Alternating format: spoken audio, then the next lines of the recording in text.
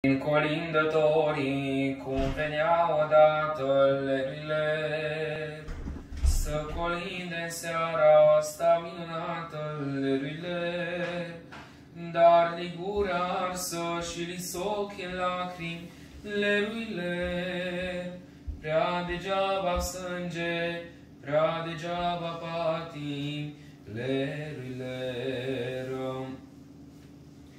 Gazdelor creștine să-i primiți în casă leruile și cum se cuvine să-i poftiți la masă leruile.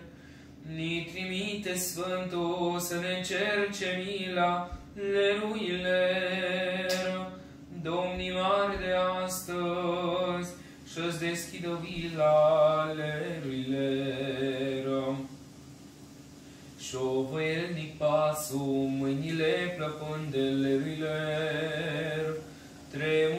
Tremurat-li glasul, nu știu să colinde leruile.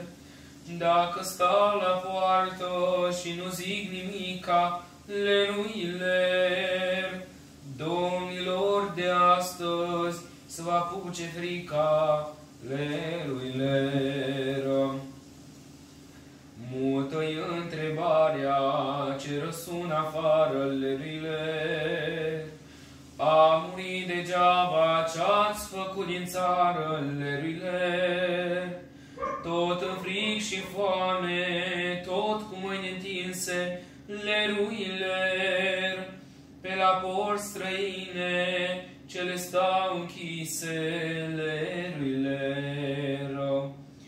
Vin colindătorii cum venea odată leruile să colinde seara asta minunată leruile, dar ligura arsă și lisoc în lacrimi leruile, prea degeaba sânge, prea degeaba patimi leruile.